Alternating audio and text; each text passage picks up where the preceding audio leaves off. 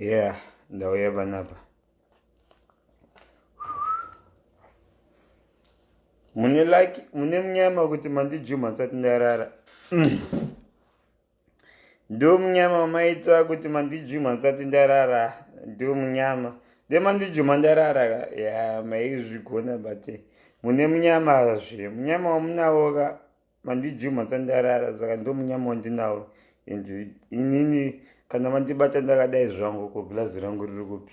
Nyatso kupedzera izveno. Tinopedzerana. Shedzanai tipedzerani. Ndaona mapost enyu ende ndinopedzerai mose one by one. Nditori glazi rangu. Yeah. Nditori glazi rangu. Glazi rangu rechibheki riri kupi. Najema so. Yeah. Rakandiyo ndipedzera nembe. Yeah, mune munyama. Ndo munyama wenyama ndaita. Ndina Jimmy mfeso wangu Jema Sony chapedzerana nemi na Jimmy 32 panapa. Ya Jimmy ati kwanzi mandla ukarara usina wapedzera mapenzi ava kanungo usina kuita mushe saka ndataura na Jimmy Jemama uyu zvikanzi aiwa vanoda kudhirira sina musoro. Ya ndondidhirira too much ndakuzwa chindatadza chii anouya nevalid point anozvedza kuti iye ndiye ngauyika pano palife wai muchiposta about ini ndiri panapa uyai mutauri problem yenyu yandatadza mondivinga tofesana one on one ukati ed imi vose vamondiposta vandisingakuzive mukati ed handikuedhei ndoda kuti imimi maposta muchitaura nyaya yekuti mandla adai uyai kamuzvitauri panapa ndiripo haikona zvokuda kungoposta kuona malove nemalikes nerubbish nonsense muchitaura zvisina musoro muchitaura kamusina kuswera inga ndaclear one statement rangu pane zvandawanda here vashedzei vavo varoyi shedzai varoyi vose vaposta nonsense shedzai varoyi vose vaposta nonsense vaya varoyi vaya vandifesi right now tipedzerani hatide vanhu vanongotaura ngemagwara kavakawanda kuseri vashedzei varoyi vose vashedzei varoyi vanga vachitaura shiti ndiri panapa inini ndoda zvefeafea ndingada kupindurai kumacomments vanhu vandingakupedzei vashedzei varoyi vauye vataure pafeafea vandiudze problem yavo inini ya vandiudze pandakanganisa ndepapi pacho ataure kuti uyakanganisa papi ndiudzei aiwa handidi kuitirwa dzungu ini haitopedzerana inini. That's one thing I am good with. Itopedzerana shimo. Nanditye handirovei mbwa ndakaviga mpini ndati vashedzei vose vashedzei varoyi vose panapa vauye pana tipedzerani. Ndakamborovei mbwa ndakaviga mpini rinini. Mundiudze pandatadza kuti ndipapi mupananga. Yeah. Nanditira dzungu. Nanditire dzungu zvokumanya. I'm waiting. Shedzai. Kana vasina data. Wani munhu ngatumire data ndokupa mari yako kana tumira data mupe mari data munhu wacho kana asina data topedzerana nini ungonditira dzungu zina musoro mira tipedzerani nyaya iri panapa ndauya zvakanaka ndichikumbira help for my friend ndakuudza kuti ndiandituma ndipapi pacho pandanzi ndatumwa nadziva nyorai statement kana quote me pavideo pandanyora ndatumwa nadziva mukandiudza proof yekuti ndati ndatumwa nadziva mondiudza handidi kuitirwa dzungu nenyaya dzemalove nemalikes inini ndiri panapa kana uchida kutaura neni usandiposte usataure dhoti uya pano tipedzerani ndepapi pacho pandanyora post kuti ini ndatumwa nadziva ndepapi kuti ini ndatumwa nastan kana stan ati ndikukumbira rubatsiro ndepapi pacho pandazvinyora ipapa mukanditaridza ipapo and then we can go from there handide vanhu vane dzungu nenyaya dzemalove nemalikes ndiitirei mushi tinopedzerana panapa nguitai 8 ndaumirirai mune munyama maita munyama mandijuma ndakarara ndikamuka ndangoti mandijumo ndakarara but maita munyama kuti ndandichitawo zvangu zvakandichiita kumahouse party nechichi and then ndibva ndafonierwa zvikanzi germany chakala uko hanzi chakadai saka yatipedzerani feafea pano kana pasina kupedzerana feya musangofambe muchingotaura kwamusina kuswera kwamusina kurara handi ini ndinonyarara nyaya dzevanhu every time ndinoonawo zvamunoita zvamunoitawo ndonyarara. Saka kana vanhu tiri vanhu tichizivana ndirespectiwo ndikurespectiwo vamwe because hakusi kuti kunyarara ndinokutya.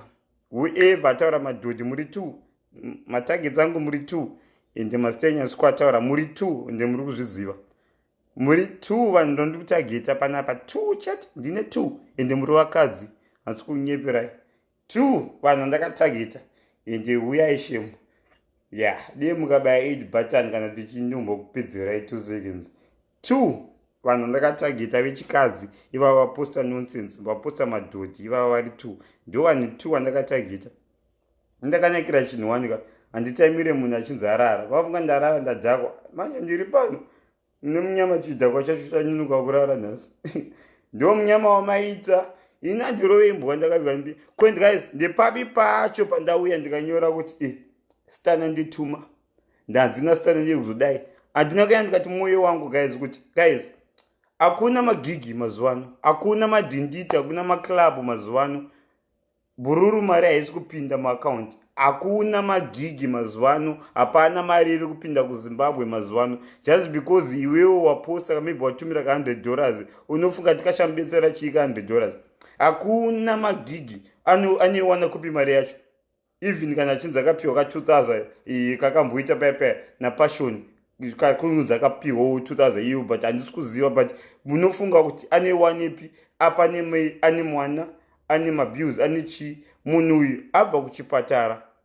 anotaura zvakawanda abva kuchipatara kuti bhururu wangu abva kuchipatara achida here handisi kuziva abva kupatara nekumabhiu handisi kuziva handi saka imimi ina handina kutumwa nastana kuzokuti nditaure nyaya yekeshi panapa handina kutumwa nastana inini ndaita nemwoyo wangu but neinside information handinayo nemufesi wangu stana is my guy guys ndinotaura nestana stana ndataura naye chitaura naye achingoti german zvinhu zvakaoma but ndikubalansisa but ndiri ball but I will do it but ukaona munhu wechiruma achiti german zvinhu zvakaoma but aiwa don't worry about it I got it zvinge zvakaomawo for that time wangu stana munhu ane pride haafi akakumbira nyengo $1 kune munhu haafi akakumbira nyengo $5 kune munhu stana haafi akakutumidzira nyengo message chimbonditumidzirawo $100 wangu stana haafi akakudaro but matauriro andaita nastana chiti german zvakaoma wangu ndikati wabo stana I'm not feeling way wangu but don't worry I'll recover wangu that's when pandafungawo semunhu wenyama ndikati german wangu I think but this time german ndikandimbomukumbiriro help iri no kuti ndachimukumbirira help inini ndaenda ndinoziva stana ndatamba netimu yake ndakufonera timu yake ngacha stana ndamufonera handiiginowa ndiri palive munozviziva inini ndikafonera manager wake nehuseni ngacha ndipo madetails ako manager kuti ite sesesese ndipo pandazopiwa madetails vanhu vanga vari palive pandatanga ndafonera manager wake stana andiignowa ndataura namanager inini uyu kana mufesi wake wanotamba naye wandinoziva stana ndinomuziva ndiye andipakurira kuti madetails angu aya ndosaka ndaposta mambomunzwa team ana chicomplain ndataura nateam anga I'm just willing to da kubetsera mufesi wangu kuti zviite chi zviri kuitika saka handide vanhu vane dzungu kuda kundiitira dzungu nenyaya yemalove nemalikes ndati ashedzei aya mahuri 2 ya ataura shit about nini mahuri aya ari 2 ashedzei ndati ndakamirira mahuri 2 yaya ataura nonsense about me mahuri aya ashedzei ayozotaura kuti nini chii chandatadza mahuri aya ari 2 handi ndiwandidena ndakazvinyararira shedzai mahuri iyaya 2 auye kuzotaura panapitipedzerani mahuri iyaya ari vaviri handiwandidena ndakanyarara unondidena ndakanyarara handidene munhu ndogara ndichiignowa vanhu ndorespekta vanhu ini kwanirespecta ndokurespecta saka mahuri iyaya 2 ataura shit about inini ashedzei mahuri iyaya ari vaviri topedzerani inini kwandidena topedzerani ndatishedzai tumahuri itoti turi tutu tipedzerani pano mahuri iyaya ari vaviri tipedzerani handidowandidena ndakarara hasi hwani musangorambe kunyora zita vanhu i2 mahuri yadena nai chii chandakanganisa besides kuti guys ndikumbirawo help pomufesi wangu stana tingobetserawo kana muchikwanisa kubetserai chii chandatadza kutaura inini chii chandatadza kutaura ndikubvunzai pafeya chii chandatadza kutaura inini guys ndambouya ndikangoti stana ndituma handina kumbotumwa nastana guys ngavauye panapa tipedzerane. Vari kuda kundidena ndakazvinyararira, handina kumbodena munhu naye. Ini ndangoya ndichikumbira help for mufesi wangu in a good way. Handina kuti ndatumwa naStana, ndamboti ndatumwa naStana. Ndipapi pacho pandati ndatumwa naStana, quote me pandati ndipapi pandatumwa naStana. Handide zvekudenwa, ini ndakazvinyararira. Iproblem vanhu vanogara chiuya chikumbirira mari mamwe macelebrity akawanda. Mangani macelebrity akawanda anogara achikumbirwa mari pachakamboisirwa post. Just because ndakumbira ini for mufesi wangu Stana, ndakumbira inini for mufesi wangu Stana, don't worry. Handi ndiri kumwa Jameson nichitaura nemi. Ndiri kumwa Jameson nichitaura nemi zviri kureva kuti mazita emahure achabuda, saka be patient, musandimhanyira. Inenge iri wiki Jameson yacho kanditi ndichidira mo ndonyatsotaura mazita emahure acho because handidi zvokuramba ndichiroembwa nempini. Handiwa ndidena iwo ndakazvinyararira, hapana zvandavaita. Saka ndakandingodira mbicha naPetro kuti mota yacho ikwanise kumhanya because mota yacho haisi kumhanya mafambiro anofanirwa kumhanya. Handiwa ndidena zvangu ndakagara panapa iye. Ndikandidire Petro yacho tipedzerane pano. Ndipe zvangu 2 minutes kana 3 minutes ndiri kutaura mazita avo. Handisweri ndichitenderera. Ndiri kutaura zvangu mazita avo. Ndipe hangu ka 2 minutes topedzerana pano. Handina zvangu. Don't worry. Inga ndati ndombotya munhu here ini. Ndakambotya munhu one day. Inga ndati ndichataura mazita avo panapa. Ndichavataura vose mazita avo. Vandidena ndakanyarara. Ndiri kuda kupedzerana naye. Ndimabhururu wangu but nhasi bhururu paside. Bhururu paside ndoisa paside inini. Ndipapi pacho pandati ndatumwa. Ndipapi pacho pandauya ndati ndatumwa ini naStana. Mukanditeeredza ipapo, mukapananga ipapo kuti ndatumwa naStana. Manje tinopedzerana. Kuda kuwana malove nemalikes nezita rangu. Mirai ndimpomo. Guys, mukaona ndikamwa ka1 ka2 panumber 5 ndiri kubva ndataura. Ndikarova masip 5. Handikunyeperi. Ndobva ndataura zvangu. Mira ndimborova sip number 1. Kuzondidena ngavauye vataurika panapa vataure zvavada kutaura nonsense anga vachitaura iyi ndisipo. Ini handirove imbwa ndakaviga mpini. Ngavauye panapa vakaviga mpini. No, itu ende muri kugona kugesa pamacomments. Mungaverenga macomments vatotaurwa. Yeah, vatotaurwa tu, vatotaura. Ini guys handikunyepa. As a matter of fact, ndikandikutaura mazita acho. Kondinotye. Kolinda naZuva muri tu. Problem yenyu iri kupi? Pafeafea. Olinda naZuva. Problem yenyu iri kupi? Ndo zvandiri kutaura ivavo. Ndo wanga ndakananga ende ndizoswera ndichitenderera here. Olinda naZuva. Problem yenyu muri tu. Imimi iri kupi? Nyasondiudzai problem yenyu iri kupi? Olinda naZuva. Olinda naZuva. Problem yenyu iri kupi? Nyasotaurai kuti ndakutadzirei inini nekuposta about Ziva. Olinda naZuva. What's your fucking problem? Muri tu. Imi muri vaviri. As far as I know, ndaifunga kuti Zuva mufesi wangu ndichimudefenda achinzi ahura dai ndichimudefenda Zuva, but ndiye anoda kuposta nonsense madhodhi kuti awane malove nemalikes nezita rangu. I am talking about Olinda naZuva. Kana iri hondo hondo, I am ready. All guns can shoot.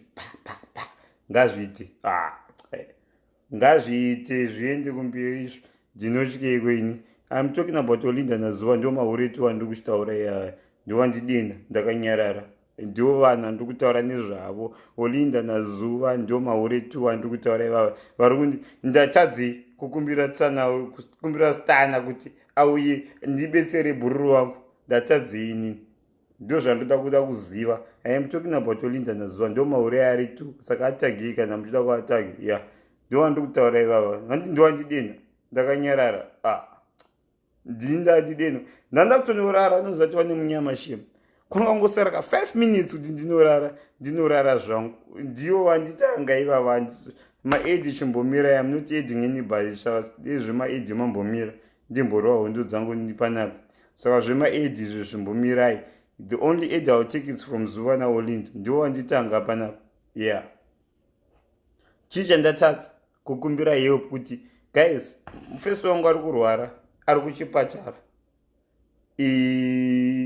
Ndati ndokumbirova nokwanisa kubetserowo. Anga ari kuchipatara. Lese ari kuchipatara kana tabuda. but zviri kureva kuti zvinhu zvacho zvichiri correct. You know kuti chipatara chekuzimbabwe chinodhura, pari kudiwa mapirisi zvinodhura. Mazuva ano hakuna magigi. Ndeipi club yakavhurwa kuzimbabwe?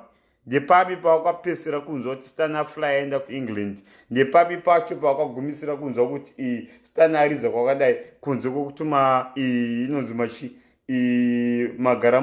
magaramumba for which my evidence akabuda akawanda kuti magaramumba it's not as it is. Magaramumba vakawanda vasingapiwa big, but unokwanisa kungopiwa big re 500 woti ndapiwa 2000. Ingama ititi vakataura kuti ndakapiwa $100 but ndakati ndikapiwa 1000 nagaf. Saka how do we not know kuti Stan akapiwa 500 kana akapiwa 300 akangodzi German chingonyepa kuti makapiwa 2000? Of course kana munangokupoka something unokwanisa kunyepa kuti ndakapiwa 2000. Saka ndiyaipi proof yacho yamuri kuwana kuti Stan ari kuwana income? Munhu anoimba, munhu wemagitari. Saka mudati mari yacho aiwana kupi? Nda kukubvunzai. KuZimbabwe hakuna health insurance. Saka anoriwana kupi bhegi racho? Ndimbokubvunzai, since tinoziva kuti twabamwa nehistory kunyepa kuti ndapa munhu 1000 ndapa munhu 2000. You know kuti ndezvenhema. Saka inini ndavinga mahure maviri aya, Zuva naOlinda ndio mahure andavinga pano. Ndiwandidena handioni kudena, vanoti vane zvivindi. Ngavaitipedzerani. Nyange ukaita live yavo vada kuti chika, trust me, right now handisati ndatapika zvangu. Ina handina kupuza, handiataki nemabullets ose kuti ba, but ngavapindure, and then you see kuti inini ndinopindura usi. Tinopedzerani, ngavapindure, vandidena hati, ngavapindure. Kana vasikadi kuuya pano palive, ngavaite live yavo ndarara inini, kana ndichingomuka, trust me, ndipo pandiuya nemabullets. Handisina chinhu chati kuhodha because handina kupusa, ndakamirira izvozvo kuti vapindure, and then ndochiuya nemoto wose chi nai ndatadzi hakuna magigi kwakavhagwa, Zimbabwe yakavhagwa, South Africa yakavhagwa. Saka anoiwana kupiko Stan? Ndikumbobvunza, but Stan anoiwana kupiko cash? Chii chandatadza kuti guys atibetserewo bhuru wedu? Chii chandatadza? Kana pane chandatadza taurai pamacomments. Wani wenyu ngaanyore comment kuti mandla watadza kukumbirira Stan rubatsiro. Chii ndatadza nokukumbirira Stan rubatsiro? Ndaposta post kumvenge kwanti vakatanga kutuka Stan kumacomments nechichichi, handina kumbowapindura. Ndibva ndangodeletawo post yangu kumvenge zvakanaka. Ndikati vasingadi kubetsera havadi kubetsera. Vanhu vanotaurisa too much muupenyu, vanhu vasiri kubudisa bhegi. Ini handinyepa, nyange ndikasabudisa hangu bhegi rangu chinzi mandla handina kubudisa bhegi, aingotaurisa, but I tried kuti mafesi angu ane bhegi. Raymond ndapotsa ndataura zita, mufesi abudisa bhegi rakawanda raroda kuisa, but ndataura zita rake, but anyway hamumuzive last name yake, but abudisa bhegi rakawanda, and then riri kuenda rose by Tuesday kuna Stan richabuda. Handi imi muri kungoramba muchingotaura. Varipo vane mwoyo wakanaka vari kubudisa bhegi, vane mascreenshot ndinawo, riripo bhegi riri kubuda guys. Saka hapana munhu afoswa. Ndomuri kuvunza, kana manzi tiri kumbira rubatsiro asingakwanise munoramba ari papi?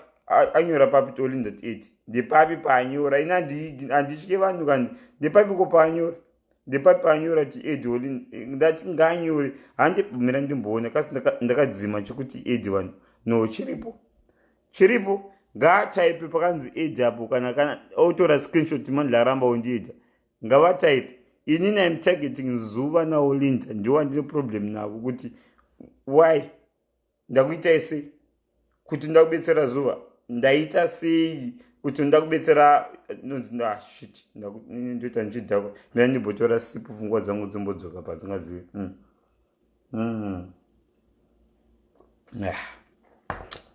Ndakufunga manchi ndabhegi. Guys, pane mufesi wangu anonzi Raymond ari kubudisa bhegi, but richaenda kuna Dziva kwaari straight.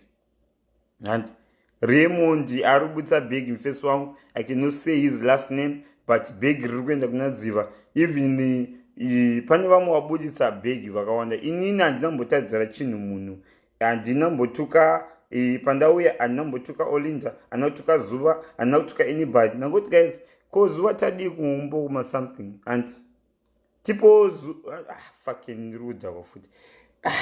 Guys, mira ndinyatsogara musha because I think position yandakadzakwa iri kuita ndichidhakwa mbichana mira ndadenoonda kunorara saka ndomuda mundiregerero ndikakanganisa kutaura mazita because ndabatowo last minute ndakunorara ndakarohwa nemhamba but handina kupusa kana ndakarohwa nemhamba ndinofunga mira ndinyaswisa brain dzangu dzizoba dziri ndimboisira zvemhamba idzi guys inini ndauya ndichikumbira batsiro for dziva handina kutumwa nadziva dziva ndataura naye ngadziva makadiko dziva ndandiri bo uko germany uri sei utanganza german ndichiri kurwara zvangu kana mabuda kuchipatara ngati ndabuda kuchipatara ngati okay german tikataurawo zvatataurawo paipai saka after ndataurawo zvandataurawo nadziva ndikaona kuti german zvakamomera ngati german understand kuti maprivate hospital anodhura nezvichi anodhura mapiri but inini pachangu semufesi wako handina bhegi zvangu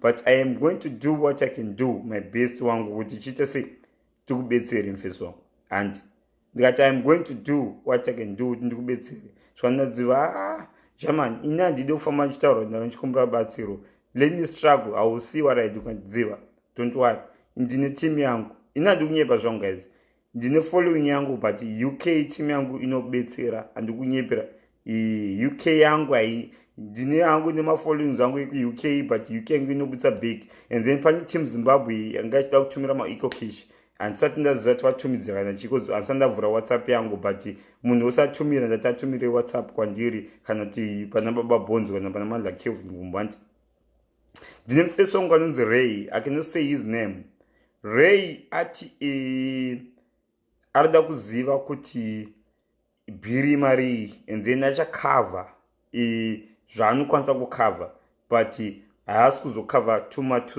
haasi kuzokava mbichana but Ray atakava zvaanokwanisa kukava Ray mufesi wangu every time pandaiti ndiri kufly kuenda ku-UK aiuya mashow yangu ose asati amboregedza Ray pandoti ndiri kuita anything ku-UK anouya achibva achiflya kwaanobva Ray art is going to cover the most saka adangoona kuti imari ichabuda by Tuesday and then Ray uzobudisa ina ino kuti mari iyi ari kubudisa but Ray achabudisa mari yose mangwana makuseni achandiudza handitaure last name yaRay but he's going to give me the most money Ray and saka kana vanhu vasingadi kubetsera garai nemari dzenyu dzamunadzo hatina kumbofosa munhu hapana munhu afoswa tibudisai mari for dziva ndini ndangozvifunga handina kutumwa nadziva I need you to understand that thing and saka kana muchitsvaka malove nemalikes tsvagai zvenyu imwe nzira because ndini mukandidena nandisi dziva ndinyarari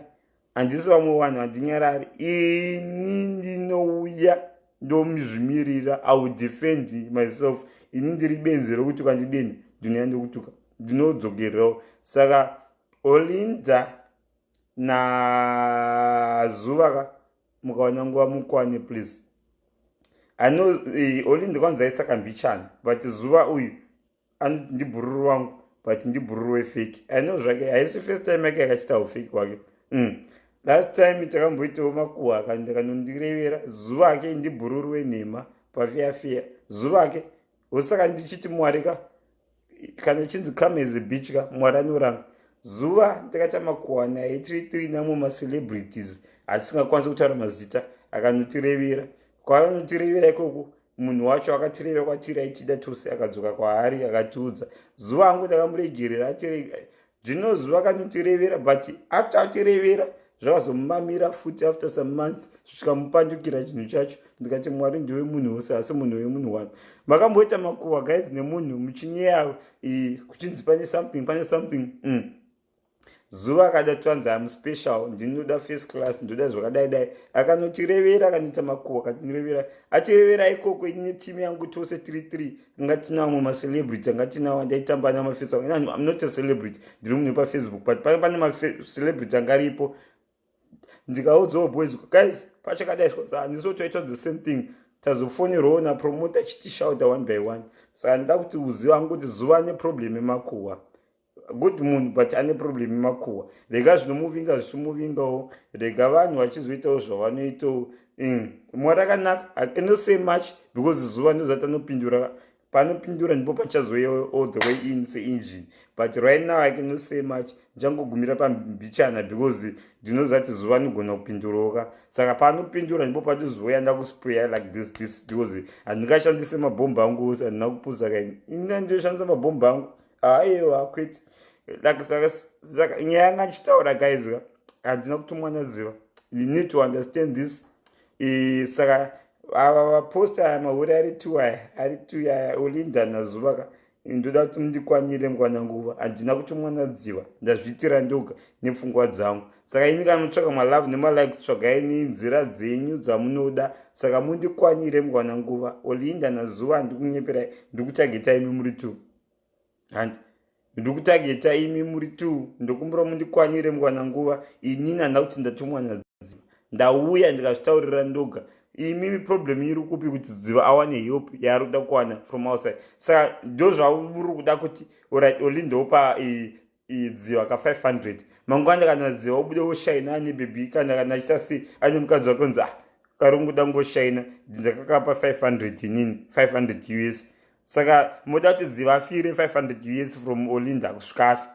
Hanzi ndakamupa 500 US yairwara. We all know kuti Olinda munhu maV11. Achati ndakamupa 500 US pairwara but ada kushaina right now dabuda ndingotaura iko zvino hadi kutaura nini achange handizive. Imi munoziva kuti mari yose inobva kuna Olinda iuye inouya nemutauro. Haina inouya yakambouya mushe. Inouya ine mutauro. Mari yose inobva kuna Olinda iuye mushe icha ine mutauro. Saka muda kuti dziva anopesera rwara futi nemari iyoyo yakapiwa aane stress. Anofanira atatakana nestress because of 500 abva kuna Olinda iyo. Injiri dziva ndasikatomboitori mari yabva kuna Olinda. Ndairamba kuti kwete gara nemari yako amai. Ndairamba. Saka nyaya ndauya nayo panapa kainini. Ndauya ndakanyanga zuva naOlinda. Ndiwa ndakananga vandidena. Ndauda kunorara zvangu. Handina kutombotadza chinhu paripo. Ari papiko okay. Ora mira nditi Olinda kati aid guys ka ndokumbura mundiudze kuti mandla ati Olinda wose munhu akaona aid yakanzi ya Olinda ka chingotaipa ati aid Olinda ati aid Olinda ati aid and ndinobva ndaiona wose munhu ari panapa pamacomments Olinda kati aid after maona aid don't say Olinda ati aid musati maiona akati aid ita Olinda ati aid ndobva ndatarisa panapa and ndobva ndam aid ina ndityire guys indiri stana ndasingatori mari Olinda because achaifira engunzi akangosurunzi boo ndindakakurapisa pairwara ina never say kuti stana kurwara nei iye achataura ega muridzi wacho apona. I am not that guy. Achataura ega ina handina kutomwana stana guys. Ndazviitira zvebrain dzangu. Stana ndomuziva mufesi wangu ndinoziva mafesi anotamba nawo. Saka ndaenda kune mufesi wake wanomwe anotamba ndikasha ndakutumira bhegi waari ndikamupa chichima ndizo nechichi. Stana ngamuza sha ainotowaramba zvako but mufesi wako uyu patine bhegi richabuda but I hope mufesi uyu achakudza nezvebhegi richabuda. Mufesi ndikamubvunza mufesi akati hairibo bhegi rakabuda rose ngati pati iwo bhegi rose rikuuya usaritore riko zvino ritore neTuesday kana Wednesday. Mufesi akati hairibo wangu zvabuda wangu handi ndozvandiri kutaura handimunzwa. Saka handinambobvira ndatumwa naStana guys. Nyaya yekuti ndatumwa naStana iyoka kungori mahaters varongotsvagawo malove nemalikes kungoti zvingofaiwo kwavari wangu. Ina handinambobvira ndatumwa naStana guys. I'm helping Stana is my friend. Stana mufesi wangu guys. You might think kuti ina Stana maybe tongozivana zvoti chichi naStana mufesi wangu. Every time tiri kuZimbabwe tinorwa madrink stores tiri bona Stana. Even Stana ndikamutuka ndikamudena ndikati tinobloka nondibloka tomboignore but tinotaura naStana kui tofonerana kuti mandla iwo uri ndotukwa zvopera tounblokana toedana naStana takablokana paFacebook maybe 3-4-5 times tichingwanfriendana ndadeno ndinodhakawo zvangu handiri kunyepa. Ndine problem yangu yekudhakawo kuti ndikadhakawo ndichingoda kungotaurawo chokwadi chandifunga kuti chokwadi dzimwe nguva maybe hadzisi chokwadi but ndinodena ndikadhakwa ndinodena mabhuro wangu anonziva ndinodena. Saka zvandiri kutaura kuti ndine problem zuva kana kuti Olinda uyatipedzera nepanapa nyaya chingopera hamungofambi muchingotaura kamadhodhi musina zvivindi. Ndakangomira hangu zuva naOlinda handife guys trust me ndine zvokutaura zvakawanda but I'm not going to do it vasina kunditi aid koka yakandorwa nemabhomba hombichana kuti Olinda kanditi bhomba zuva nditi bhomba ini ndine mabhomba ndochengetawo mabhomba angu pandochengetao mabhomba angu because I know what you know that zuva naolinda datiziva kuti madhodha vaizviita izvi vaizviitirei, and then I'll be here. I want to know kuti zuva naolinda madhodha avo avaita vazviitirei.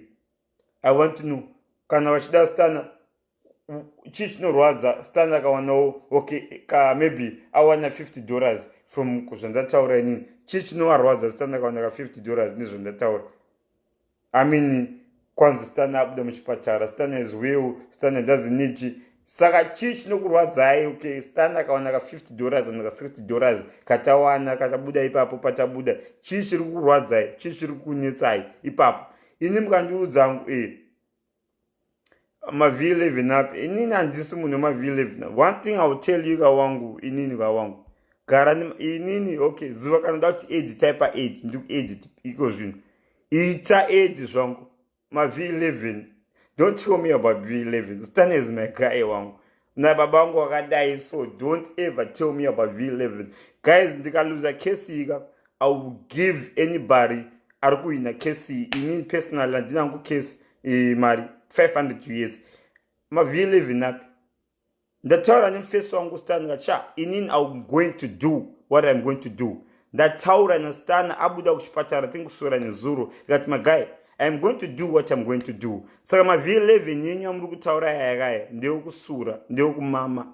Inini ndataura neStan ndandiri pa live apa nchizama kufundira Stan akana kunonga but no if anonga but German aramba achita German inani suda help nga German inini ngati age ka musanditi kwanzi age zuwa ita ngati age guys inini ka andikunyepera andisi munhu maV11 but ndakambonyepa rini dera munondiudza kuti mandla wakambonyepa ka I'll be like mandla anonyepa. Okay guys kana ndakambonyepa ndiudze kuti ndakanyepa papi. Kana ndakambonyepa mupi ndipi live video yandakamboita nchinyepa. One day ramunondiudza kuti mandla wanyepa ndepapa ndambonyepa.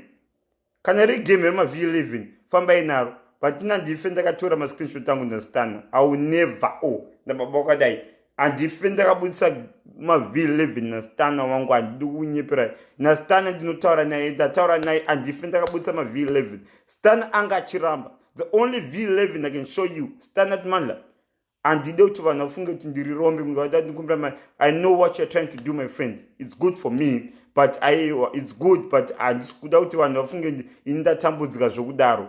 That's the V11 and deny Stan that I am going to do what I'm going to do. I can show you that but Stan aramba achitmandla sha andide kuti vanhu vafunga ndatambudzika inini wangu and andide kuti vanhu vafunga kuti ndatambudzika wangu inini wangu I'm going to do what I can do wangu kuti zvifambe mushi maV11. Don't ever tell me about maV11 coming kuti mune maV11 even I don't know kana achibva kuti ari kubva kwauri naStan and then I want to see those V11. I don't think Stan apane zvaangatauri zviri bad because he knows kuti ndamudza wangu I'm just doing it nemwoyo wangu semfesi wangu.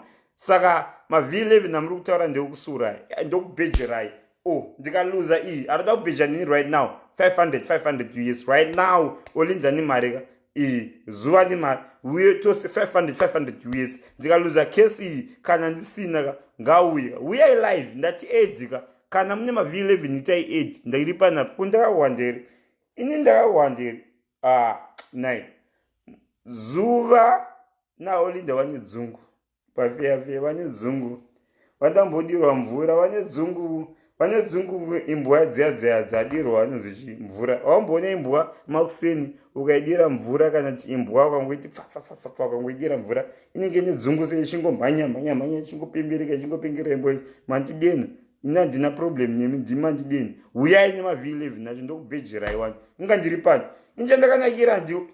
chandakanakira ndiposte vanhu maposti inini chandakanakira ndine pano iyo saka iyo kwanzi 500 ipastana ari kukuudza tichi chiri kuitika sei. Usanditire dzungu Primrose nai mata yako usanditire dzungu ita easy wewe ita easy wangu ita easy nai ita easy nai kwanzi 500 ipastana kundati ngaite easy andi Tuesday yacho iri kusvika here mangwana wacho andi mangwana ngasvike saka musanditire dzungu ndimi mandidena ndakanyarara saka musade kuya muchida kuplaya kunge muri vanasisi vekuchechi itai kaedzi yacho tipedzerane panapa zvemacomments izvo ndinana netime yekuswera achiverenga macomments one by one. Ini itai 8 tipedzerani. Ndima ndidena ndakanyarara. Nai mazimbabwenzi mune utsinye muri varoi. You come to act unge imi muya innocent. Ndimi varoi. Stana haana mbokukumbirai mari. Ndini ndauya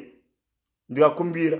And ndini ndauya ndikakumbira mari. Stana guys kana muchikwanisa kubetsera. Hapana munhu ambonzi force mate. Ngataure one anzi force mate. One ataurwa kunzi wanzi force mate ngataure. Inga post yangu I made it clear guys kuti ini mari anzoda kuibata. Ndataura wanti mari anzoda kuibata. But tumidzirai kuna bhururu wangu. Anonyora. Ndatunza tumidzirai kuna bhururu wangu uyu. Anonzi T-Mark. Ndiye wandoziva ari close naStana kuZimbabwe. Anonzi T-Mark. Tumidzirai kwaari. Chamunogona kutaura kune macomments. Arwara nei. Mukaziva kuti arwara nei muchambetsera nei. Ndikati arwara neflu.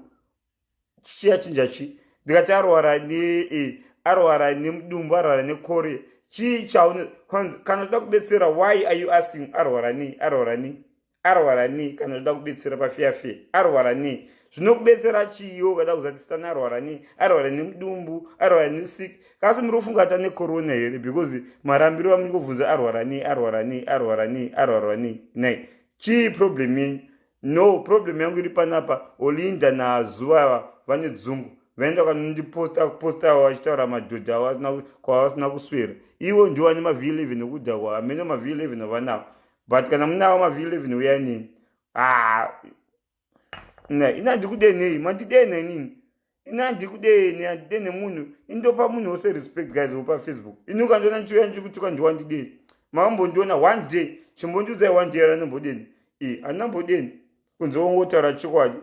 Vamwe vafunga kuti maybe ndakanodena uko but handina kudena kusairwa vamuri kufungira. Ndangotaurawo chikwadi handina kudena. Zvinhu zvanga zvangouyiwo paFacebook ndikangotaurawo. Ndakambodena hani muupenyu. Guys, ndakambodena hani muupenyu handina kudena ndiwandidena ndakazvinyararira. Ndanozvirarira zvangu minding my own fucking business. Itai 8 katipedzerani. Kuwai mutangoramba muchitaipa. Itai 8 tipedzerani panapa. Itai 8 tipedzerani panapa. Ko paper yangu yarambidzwe 1. Problem yako kuti paper yangu yanga iripo chii? Ndaisa information yose kuZimbabwe ndikaza paper yangu kuti iri papo kuti vasingakwanise motumiza paper yangu. Saka problem yacho iri kupi? Problem kuti ndaisa paper yangu iri kupi? Kwasokwata choita kuse paper yagogo wako, yasekuru wako, yambuya wako. What's the fucking problem kuti paper yangu yaiswa ipapo? Saka problem yacho iri kupi? Iwo mata iwo zidhodhi remunhu ziduzvi. Problem yako iri kupi? Uchingovhunzawo mubvunzo usina musoro. Bvunzawo mubvunzo nemusoro tipedzerane nai. Kwanzi paper yako yanga iri papo. Saka paper yangu yakurwadza papi kuti paper yangu yaiswa ipapo. Nai watumizira 2 cents kana $5 papaper ipapo pada kungoti paper yako yanga iripo ipapo. Usatitire msindo iwo. Iso mapoints ari valid iwo kutseke zibenzi remunhu mwana womuroi. Shit. Rubbish yemunhu. Nai saka iyo uri kutsamura paper yangu yaripo. Kasongata kuti paise paper yangu yavakwanya sekuru wako. Kana nai titamushe tikwanyire. Inga ndaisa 1 kuti tumidzira uku. Nai. Ndatitumizira 1 kana une problem. Aiwa kana inini zvangu guys ndoda ngoya pamirira chiwadi. It's not about my numbers my views. Ndoda kumirira ngo pachiwadi kungoti tingotaurirana panapa kuti tipa chikwadi. Mune problem nadziva makagara muda mudestroya kudhara andi. Ngavaise 8 tipedzerani. Inga ndataura kuti 8 ngaiwe. Hapana yango 81 iri kupi ko 81 iri kupi? Hapana 81 ndakatarisa guys macomments ari kunyorwa panapa. Handina kudhakwa zvokangana kuona 8. Chinhu chandakatarisa malong comments handisi kuverenga. Ndakangomira kuti 8. Ungoti 8. Ndakangomira kuti 8 topedzerani. Aiwa ndanyarara then. I will come down. But musave muchida ndidena ndakarara panapa. Munyama kuti mandiona ndakamuka. Next time nyasoita mitsidzei kuti mandlarara here modeni. Musati ndidena manyarara. Ndakwana malove nemalikes nezita radziva. Nai. Ngavaite 8 tipedzerani ndiri panapa. Phone yangu inoshanda, data rakazara. Ngavaite 8 tipedzerani pana. Nai. Chii ndatadza kukumbira dziva help. Handina kutumwa nadziva. Ndazvitaura from first live handina kumbobvira ndatumwa nadziva. Ndati ndakumbira nemwoyo wangu. and ndati ndakumbira guys garai netuma 2 cents twenyu either uchomani utachomani hada kutumidzira dziva you will still survive guys. And like I told you ndine friends dzangu dzine cash kudara guys dziri kuila kuyepa. Raymond is number 1 aripo vamwe vakataura mazita varipo vamwe vachitumidzira zvavatumidzira vachatumidzira zvavatumidzira. It's okay guys, hapana munhu amonzi tumidzira 5000 even ukatumidzira $5 kana kachika $10 it's okay, kanobetsera. Hapana munhu ambokumidzirwa kuti tine target ye3000 ndio kuti ndizive. The reason why ndakuudza kuti handa kutumwana dziva dei panga pane target dei dziva andiudza kuti bhiri rangu wangu riri 5000 and kana bhiri rangu wangu riri 200 and but dziva anambondiudza kuti bhiri rake imari ndiri kuziva here bhiri radziva anditomboriziva bhiri radziva but angondiudza kuti wangu tokapresa but don't worry as a man I'll figure it out. But ndipo pandaona kuti bhuru rangu handimbopoka help dziva asati mbokumbira help guys, asati ambokumbira help muupenyu munomuziva kuti munhu anoda tunhu twake, munhu aribo tunhu twake aiwa handideni for you. Inaiwa handikunyepa ini guys, handikunyepa. I will never go. Ina handikunyepa ulangu. Ina handiatake munhu akarara. Ina handiatake post munhu akarara. Ini ndinokuvinga live and direct. Saka ndati kana zuva na Alinda vane problem ngavaiye vataure kavanapa problem dzavo tidhile nazo. Ikandimboita ndichimwa petro maybe but ndikamwa petro ndizopedza ndaataka manje but ikandimbomwa mbichana maybe ndingatake mbichana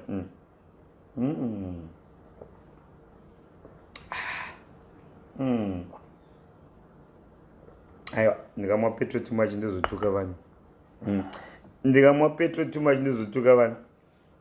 But guys, nokumuri kuvunza zvangu ndatadza here kukumbirira dziva rubatsiro kana ndatadza taura kuti mandla watadza kukumbirira dziva rubatsiro handina kutombotumwa nadziva wacho guys. Kana ndatadza ndiudze kuti ndatadza guys, pane chandatadza here pana kukumbira rubatsiro chete ndozvandatadza.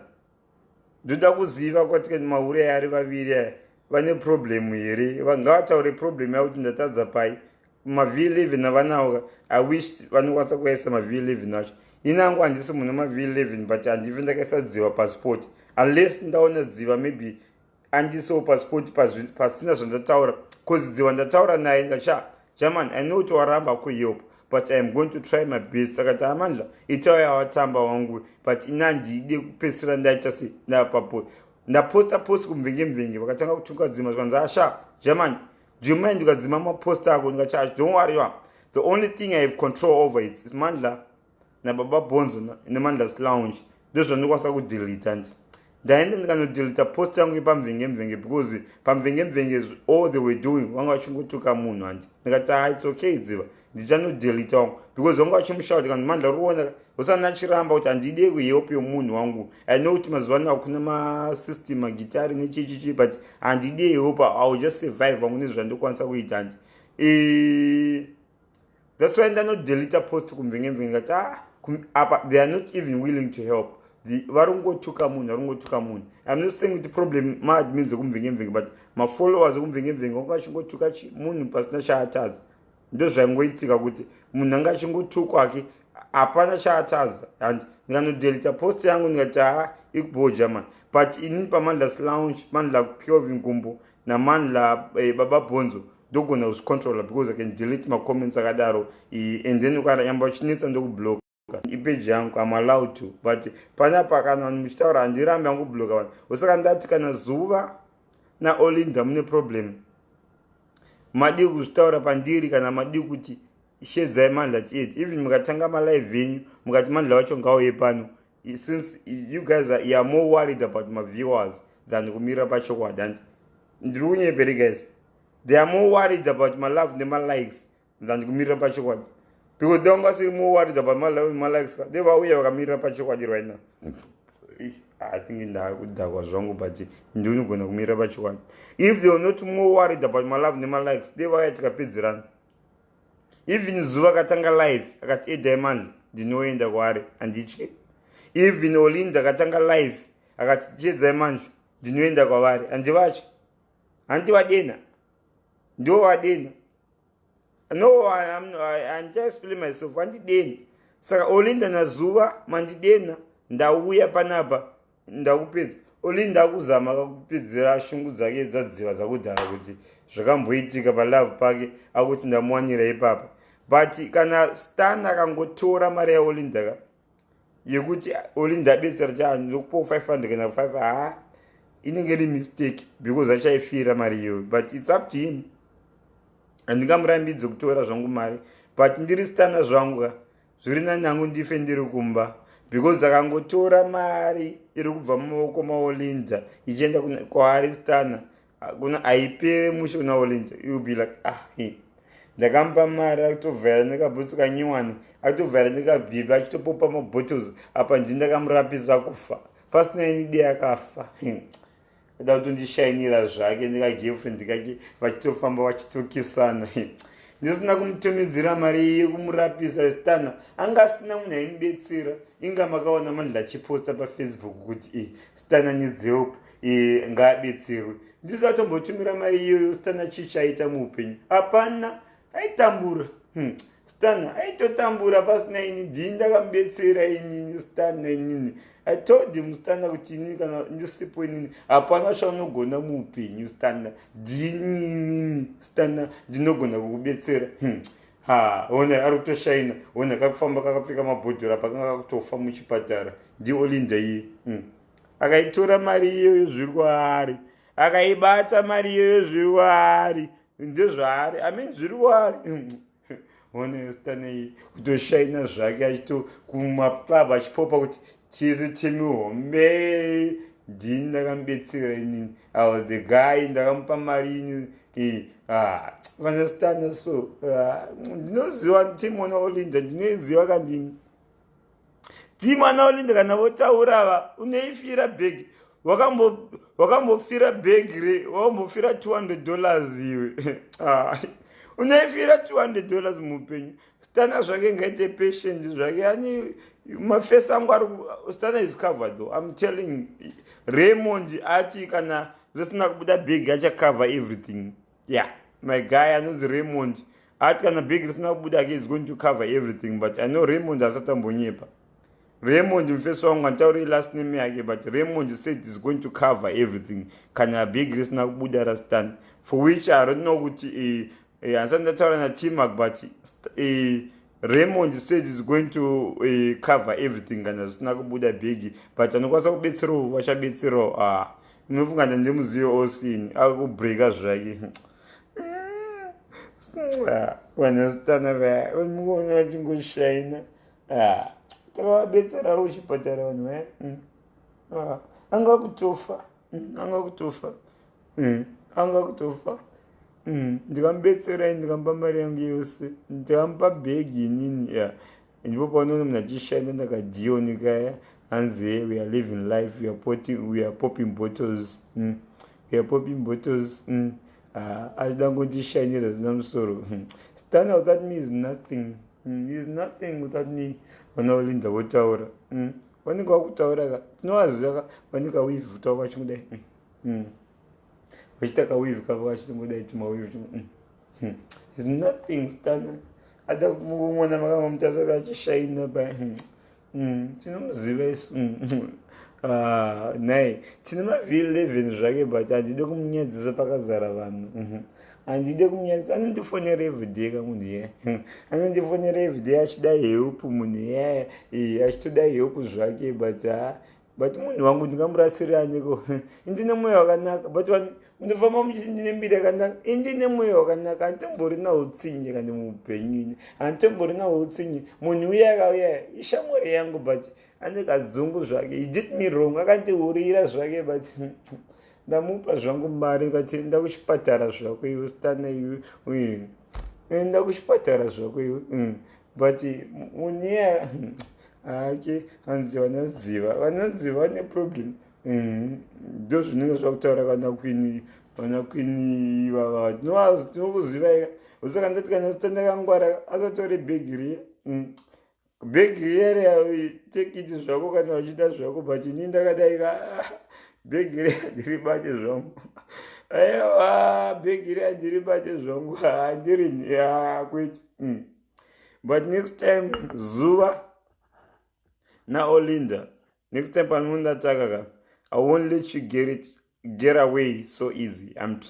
Handisi kuti ndikukuvhunzisirai kana tichi handi kana mfuka ndiri kunyepa ka zuva naolinda postai anything chinoita nezita rangu chechi2 and then I'm coming for you big time. Apa inga iri warning zvenyu ndasingakuvhundutsirei zvenyu but I am coming for you big time. Right now ndananda kungumirirai zvenyu kuti kumbuya tingopedzerana palive but next time ka zuva naolinda mukandiataka pasina zvandatadza especially ndakadai kana ndikatadza aye you are allowed to attack me handikupindurei ndingoti hapo ndatadza ndandakadhakwa but mukandiataka next time ka handikunyepera zvangu zuva naolinda ndakakuchengerera ina ndakupusa ka handiatake munhu wose ndikuti papapapapa ndakakumirai zvenyu mukapindura muri 2 round 2 handichahold anything. It is what it is. Yangowa hondo. I don't care about round 3. Ndongorwa round 2. Saka kana round 2 ndakuya ya hondo topedzerana ende pandinouya ka trust me is round 2 is round 2 and aiwa ndokutaura hangu pafe kuti inini pane dzimwe mari dzisingabatwi kandi pafe ko ndikunyepe ko ndatadze pane dzimwe mari dzisingabatwi kubata wanzi dzokorodzwa dziva angachitondifonera ke dziva nasanzi nditumiroka time kana baby nditumiroka rent dziva uyaya anenge achingoshaina akachingoshaina he needs me dziva sure ndio zvaanenge wakuita kave mawiva dziva sure anongoshaina zvisina basa uya dziva sure tinowaziva kana votaura kaivo yekutsvika kuti haya anoda kuonererwa iko zvino ari kungokwira makombi iko zvinena ndinaika munhu dachifamba nebenz zvake dachifamba nebenz Jaden iwe Jaden yapano Jaden bring my iPad no bring my charger. Can you bring my other iPhone because my phone is about to go down. Jaden bring my other phone because my phone is about to go down. Jaden come on. Yeah. Dziva ndinomuda zvake good munhu but problem yake Dziva chiulehule problem yadziva chiulehule zvake Dziva problem yechiule but ndinovada and Dziva ne problem yechiule but good munhu zvake ishamwari yangu nadziva inadziva we talk every day you know me and Dziva tinotaura every day nadziva tinotaura every day and we get along nadziva we talk every day ndikativoita chimwadoro rangu ndikuita ndichita soba zvangu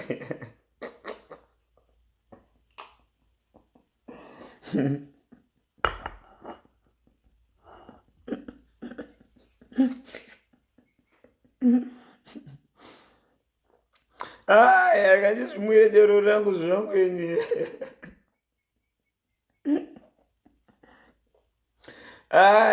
guys ngaite live yake aramba kuti ndimedhe saka ndezvake ngaite live yake warambidzwa munhu kuita live yake munhu anobvumidzwa kuita zvaari kuita muupenyu munhu anorambidzwa kana munhu ane problem inga ndabvuma wani kuti akati ngaataipa akataipa kuti manula aids ndinoedwa naye inansi kunyepa guys. To be honest, I'll tell you one thing. Can I ask you a simple question guys? Ndembokuvhunza a simple question.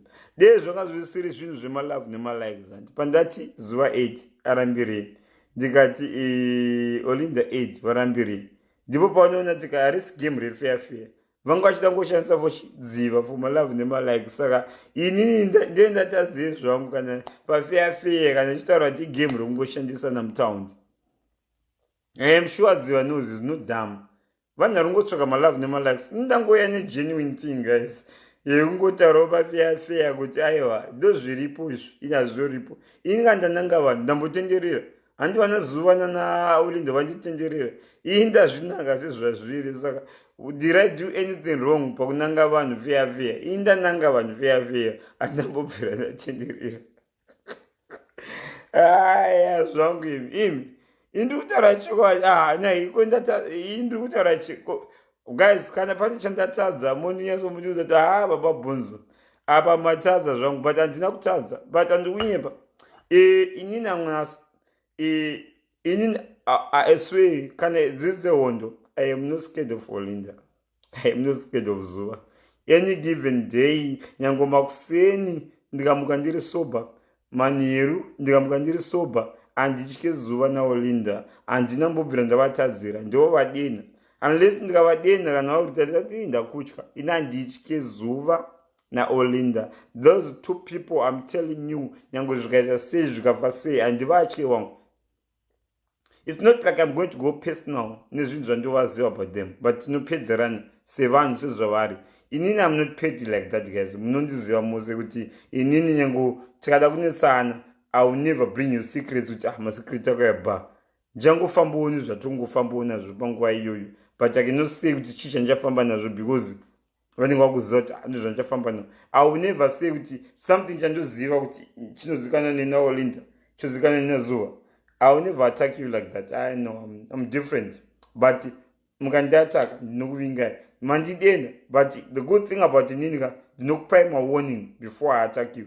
Ndine moyo wakanaka guys. Then ndauya panapa chikuti Olinda wakadai Zuva wakadai Olinda wakadai Zuva wakadai but the good thing about ininga ndine moyo wakanaka ndachallenge wani ngati atipedzerani and ndo moyo wangu wakanaka guys. Munofunga nemoyo wakaipa here inga ndavapa nguva kuti Olinda uya Zuva uya but ndati vakandiataka for the second time vose vari two vakandiataka but one akandiataka achafira chitadzo chake iye ari one and you get it. Zuva kandiataka Olinda afire zvitadzo zvaZuva but Zuva kandiataka Olinda kandiataka Zuva afire chitadzo zvaZuva saka vose vakandiataka vari two ndikazati vandiataka tinopedzerana saka one akandiataka kana vose vari two akandiataka ndopedzerana vari two but one wavo akadecide kuti aiwa hatingosiyana nazvo tingoenderera mberi because there was a misunderstanding because handipenge guys out of all people muda kundirwisana stana nini mungati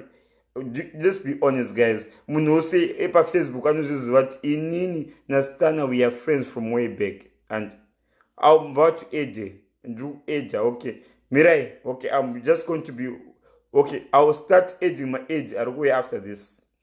Okay, my age are going after this. I'm not going to kubenga pamusoro. Saka my age are going after this type of age timbonzo. But guys, my age anguma 2 minutes. Everybody 2 minutes. And yango chinagiza say 2 minutes.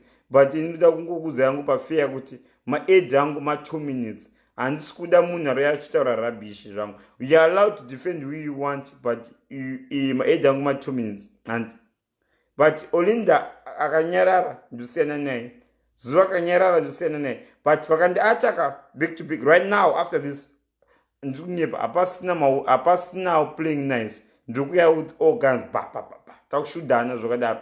I don't care if I lose but I'll be heartless pandikuya right now. I'm not heartless but pandinouya I'll be heartless randimboeda hanzi manda timboeda no lokadi hauna chi8 saka sori zvakubuda udzoke type age vauda kuedwa right now type age handisi kudzokera musoro. I'm aging from now vauda kuedwa type age guys. Ini guys handisi munhu musindo guys. Ndiri munhu wevanhu guys to be honest. Okay ndakueda munhu wevanhu.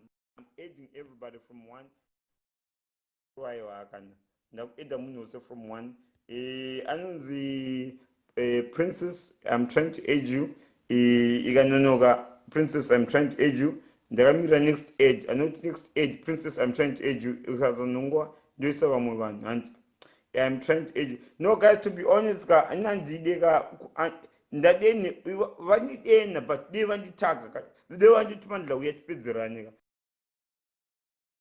vanhu age mamo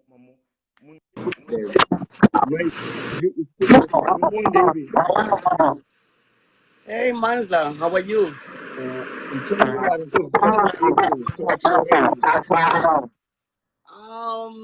Okay.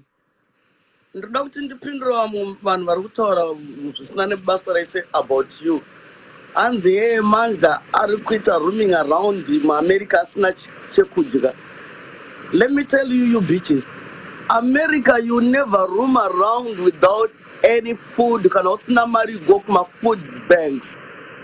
They need to sit down and shut their mouth. Okay? I know Mandla, I know, whatever he's doing. Asine egari kuzvita. Ivo kana vachienda kuma pages kwavo vachiita ndiani ari kutaura nezvavo. Havasi kuita tumaningiriki tuma contribution twavo toda kuti vazikanwe pamafacebook. Manje anofamba asina chekudya. MuAmerica unofamba usina kudya. We have food banks. Right now, even Mandla Danga Sugenda Kubasa, we are getting $1,000 every fucking week for COVID. So they need to shut up. They really need to shut their mouth. I'm really so fucking mad right now. I'm struggling. Anyway, Mandla, check your inbox right now. I send Marikuna Diva. Whatever I send. They will get Diva. Don't get it. Alright, thank you. Not to talk it's not battles of our Taurus, it's not battles of our people. Do whatever, do you? Don't listen to them. Alright, guys, mamu atumidzira mari. Asi kungo yachitaura hanzi ndiri kutambura. It's okay, guys. Kutambura anengo food. It's okay, I want to kutambura, guys. It's okay. It's okay, guys. Okay, I'm adding. Who wants to be added next? Who wants to be added next? Yeah.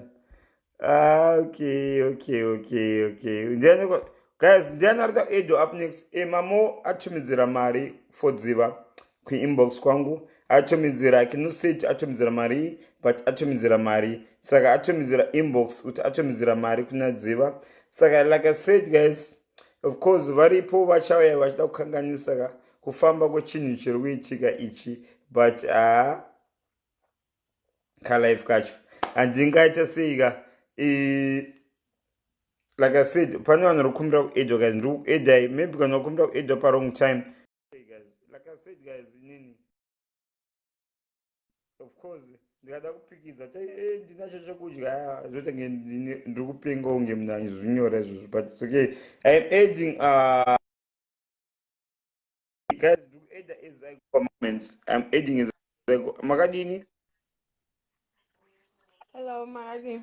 Tiripo makadini kwa mai muri seko muri kuti siko nenyaya yedu yatinayo kana. Okay, Brahmandla, what is happening is vanhu vari kungotuka vodziva left, right, center, but kana usiri Africa usiri musituation you don't understand. Vari kuda kubatsira ngavabatsire because situation Mafreezer sister, mafreezer.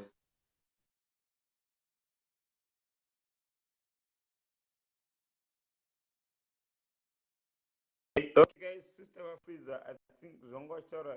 Guys, I'm sending phone here, please. For me. Type 8, guys. Just type 8. Please don't call me, guys. Musa phone, guys. Please don't call me. Type 8. Musandi phone here, guys. Ini guys, I think Chirikusara, I think Chanyaso Mira Ninya Chiri. Like I said, me, Nyanga Nanya Panabra. Yanga Siri, Inya Ziva, but problem Nandakananga Olinda na. I got a problem. Actually, the fact in the Olinda na Zua, do one did in, but that one my love, no my likeness Tarango. The woman that Maurea too, and I'm not taking it back. And I stand by it with Maurea too. And do one did in to my original soul. Also, just now a room it was a 3-2. In the chance of my bomb, and do I didn't, but though. Zuana Olinda, Osaka was now a room it was already too because when you be the same thing was the same family. Nay. What down the din and the right at the Rigo Gini? Nay. Judge and Dambo 80. Apa she's not even fucking lawyer. Was it 2 hours lawyer of it? Nonsense is the one. Nay. Joe problem, my wood I got shower Romeo, when one go to I don't go destroy Munozi. Nay, more pain. Joe problem. 2 Mauri I got my friends. One of that destroy personal. Joa Tazira, apparently one show Mumtazira Moon. besides kuti hatipfaretusi. The only thing maybe chingaya zuva changa yatapuputa pane show yakaitika kuSouth Africa zuva ini pakatika show tobuda kunisika something takaenda kushow kusina vanhu but hapana big rakabuda saka big ratora izobuda sei mapromota acho haana ndivonipo senti saka ndaipo zuva something sei. That's the only thing she can say. Cheoga ndochoga chandotaura hai ndakangwara kai ndobva ndataura kachandozati enemi yangu ichayachatakazi pakatika show kuSouth Africa uko tikaenda kuJoburg tasvika kuya mapromota nyepa ya mapromota ati haipa kuti hapanyi pakazara vachitisiisa mumagigi tasvika kumuyaka yekushow dholo vanhu but good thing tanga takadhakwa zvedu tine keshi tikazoenda somewhere use netimu but ndochoga chedu kuti ndochikwereti handisi zvati chikwereti ndichanga ndichapromota but handana promoso big richingobuda ndokukavha zvakadai saka ndomhosva yangu yandofira iyo I don't know up to now ndio yandokufira pandikadzoka takabva tapinda pacorona saka ndochoga chinji anokwanisa zvake kufamba nacho kuti man big varaya harina kuzobuda but big racho harina nyanyo haro kuwanda because tanga tanguti tiite sei zviri kuitika panguva yacho but ndingotaura hangu chokwadi ndakangwara kai ndobva ndataura kazvikaitika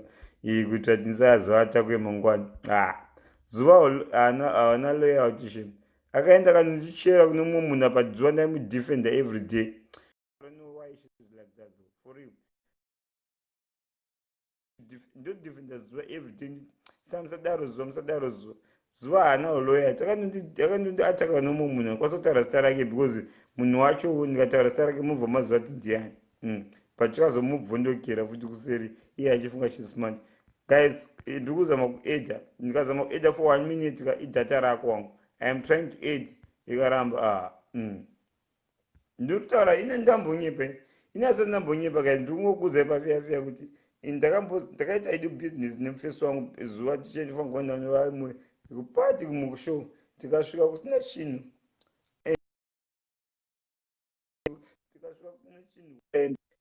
wangu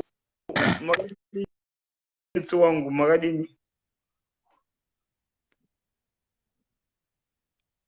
usarambika wangu taura something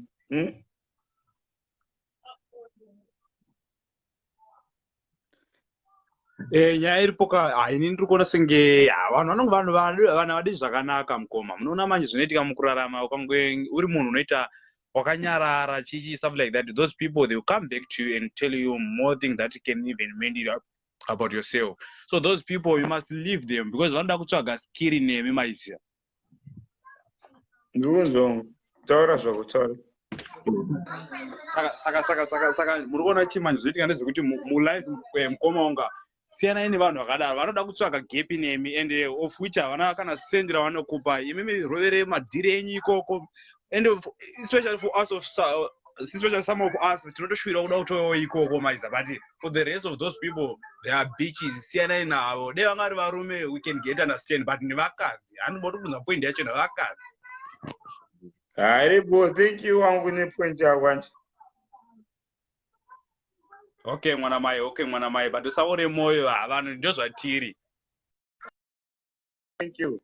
Alright, guys, ndiani mwarada kuedwa guys, ndiani mwarada kuedwa I think tinokunzwisai ndiani mwarada kuedwa guys, ndiani mwarada kuedwa ari kunyatsoziva nyaya payatangira. Inini nyaya ndinayo panapa inyaya zuva naOlinda nastan kuti ndoda kuzati ndatadza here kana kuti chii ndo nyaya yandakatageta panapa kuti aiwa ndo nyaya ndikuvinga guys anti ndo nyaya ndakanyatsotageta kuti toda kuziva okay amai okay pana kanza maina amai nala ndikuzama kuedha but hauna chegreen amai anonza amai nana ndikuzama kuedha hauna chegreen though amai nana I'm trying to aid you hauna chegreen amai nana ndikuzama kuedha guys nandirambe kuedha vanhu guys okay ndikuedha munhu wose guys and then anonzi rashiwe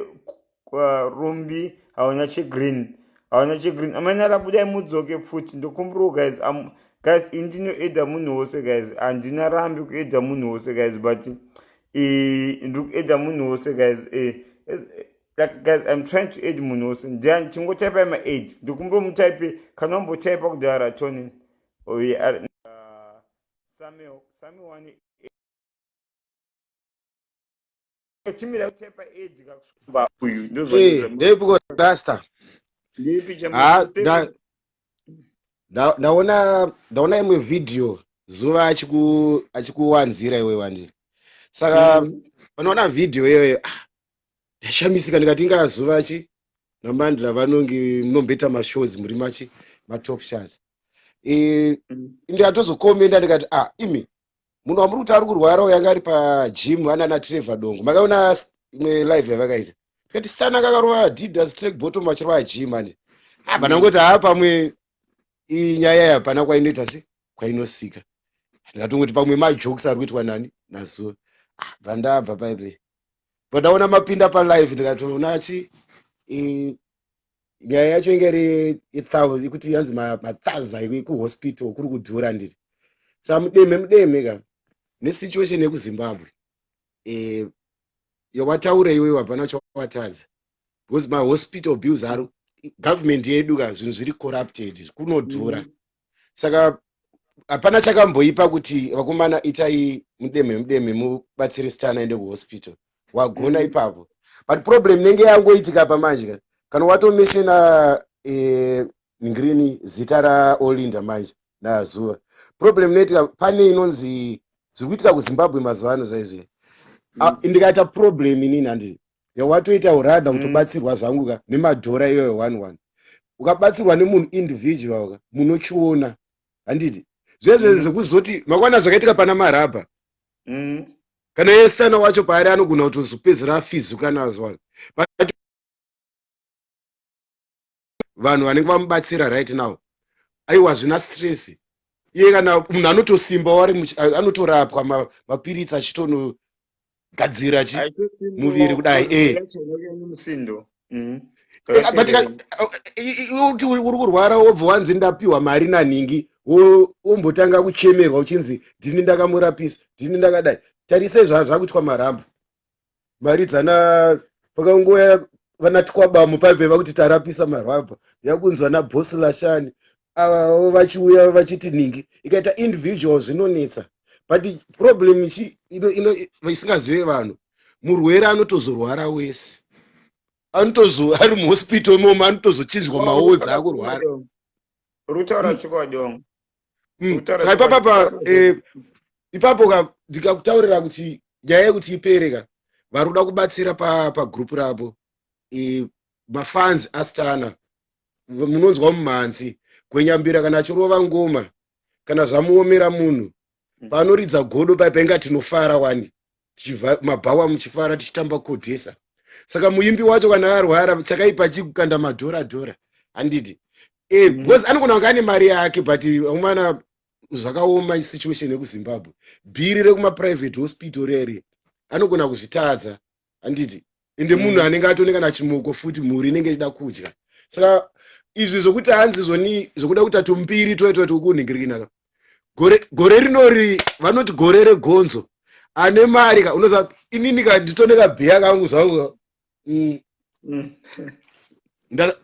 ndakagara panapa nditi mumwe anobuditsa achiti ari mumashoni ndinototenda unozaka ndikati ndatotemwa nemusoro ndanodischargwa muchipatara inyika yandiri ndinogona kuita se kunokwanisa kungonorapa ndongonota se ndotonogara ende futi kana zvinhu zvangu zvakarongeka kuhospital rekunokoka imari inouya ndakutaurira vanhu manje kana une mainsurance mamwe aya unenge wakaita unobhadhara $5 pamunozonzwa nzi macouplas aita sinzaro arwara manje rasta hasi kunzwa mushichi ndiri muhospital remo ndikagara kana kuti ini I think maybe ndindoka ndokufunga kuti mune point but hanzi maybe 2 minutes njakwana but iwoga for idwega sa adminika I'll give you 1 more minute chichara 1 more minute statement rakasimba kwa ndova ndabvisa wangu because 1 more minute statement rakasimba manje riri lilik ndakutokoroera iri song mandla vanofarira arikanikotaura asong ichazo vanoda kubatsira vanofarira vane hachi nastana mafanzi astana kana muchida kuisa chigofundme kuna Stana aende kuchipatara muviri wake utebho batsirai. Kana muchidawo drama yekuti Zoni Mandla anetsane naZuva naNhingirini, aiwa hazvitadzise kuita sekubatsira Stana. Vanoda kubatsira Stana ngavabatsire, because munoziva situation yekuZimbabwe kuma-private hospital kunodhura. Ineni even ndikaona ka$10 ndinotongotsvaga link yacho ndomba inenge ichitowanda because takawanda magroups umu. Hapana, because munhu anotifadza kwenyambira ngaite se ngabatsirwe, vanowana kupi mabasa, vanobatsira batsira.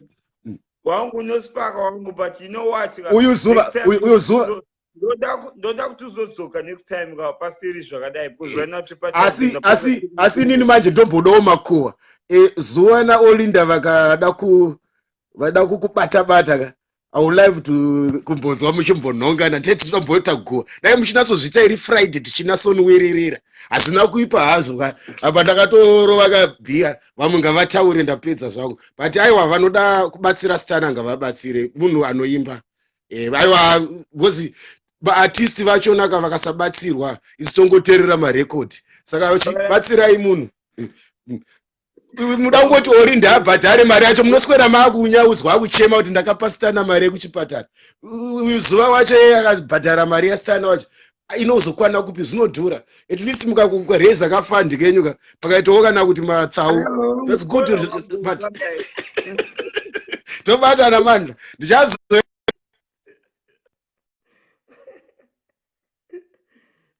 sorry guys, nachinakirwa zvakola zvangu ndisi amai naila hamuna 8 wangu hamuna chegreen ikola rundi sorry guys, I said wabile bakula rundi uraya nembavhu wafia kola yanga chindi ora ndana da 8 wakola rakachindinakiza zvangu ndiani kwada kuedzwa ke ora ndana da kuedzwa inangu kola ndiuraya nembavhu zvangu pafia amene kola yari kubuwa ese but munhu akachinakidza zvake ini handiri nyeba ndanoke ndiri kueda next one amai Nana hauna chegreen zvindatadza zvangu but rasta ball zvavo madzinga rasta ball guys I said 8 nga ndataura vanhu kuti munomirira munhu chingomudropa moti 8 ndakamirira ma-age wandakatarisa nganyore kuti age one nganyore kuti age Samantha hanzi 8 Samantha aiwa sinyoro chimbomira ndichazoeda pananduzi pano vanhu voda kudzosa hanzi dzosa kola anga achinakidza though can you sign and see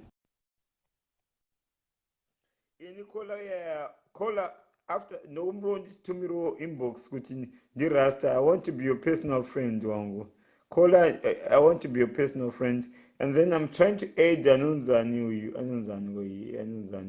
Nancy kola nanga chindinakidza zvangu ndati shamwari yangu after this Nancy I'm adding you house kunonga Nancy ndakufamba to the next one because house kunonga time is limited and then anonzi masizviva hauna check we always want to be added masizviva ana chegreen guys nganyore kuti add ndinga ndakatarisa pamacomments ngataure uyu okay John okay inga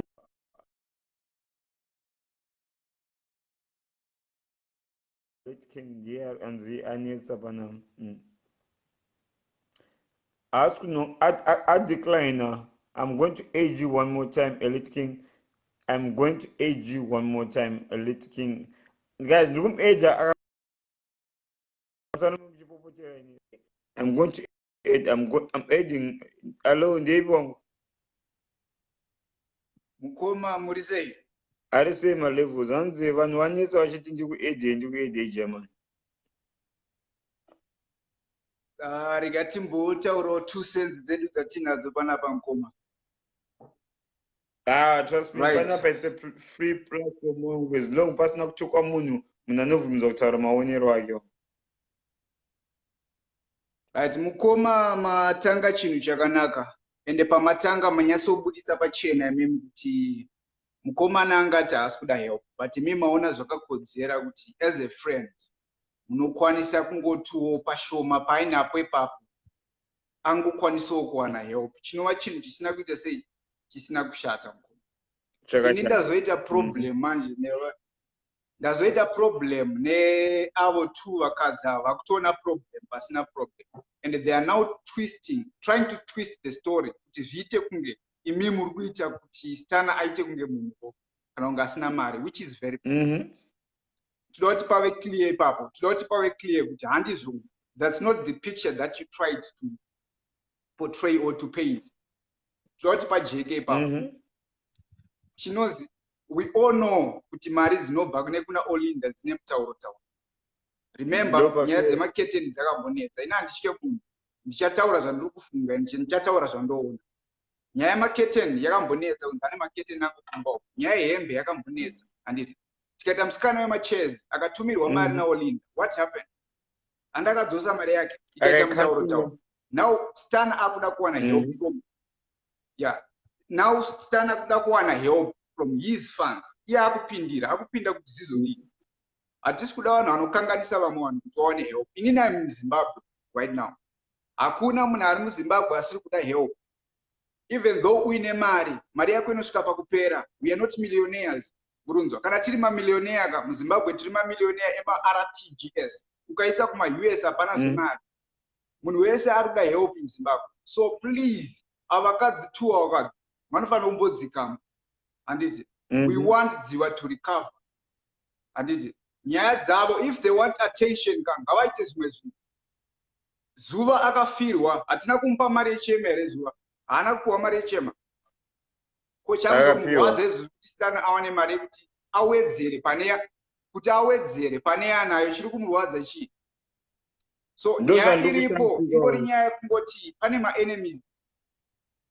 Yes, pangori nevanhu vari kungorwadziwa kuti Stana akuda kuwana rubatsiro from his funds. Maybe vanga varuda kuti ivo pachavo vatsvagire Stana help.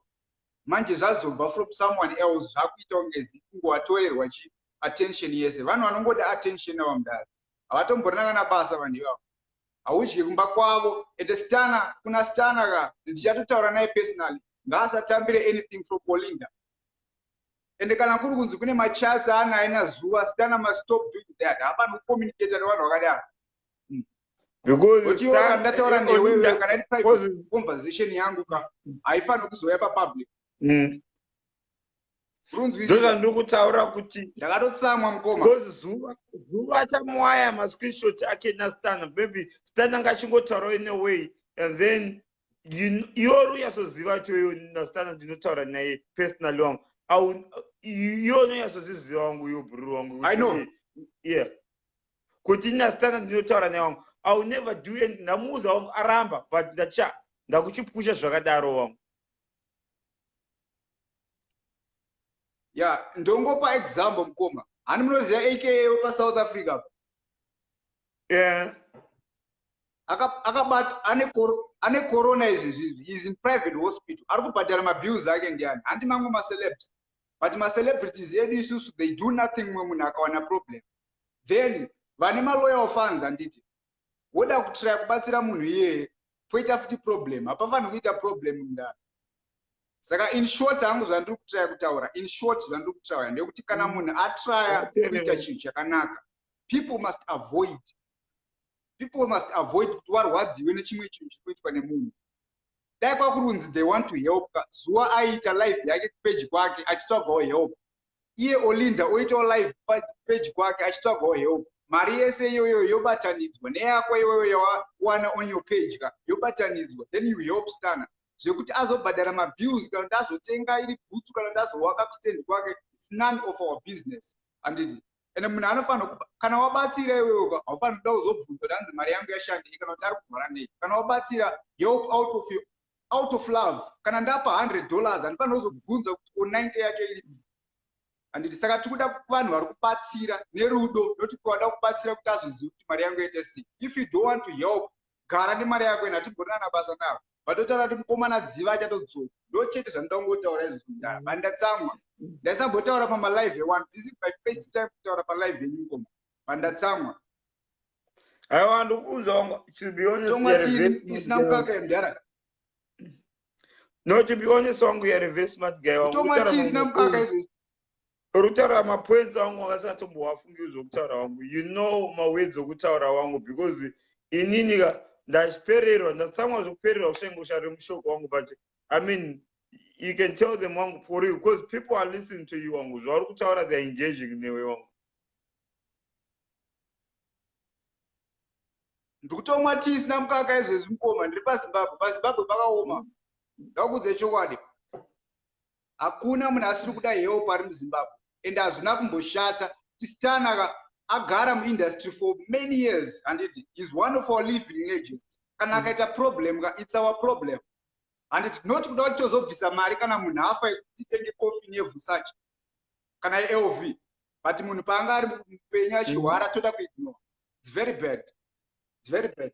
And as for kuna Stanaka ngaasatambire anything from Olinda. And the Maria or Raisa is ngaitoshande pane zvimwe zvinhu. Kana akabhadhara mabills still it's okay, but he needs our support.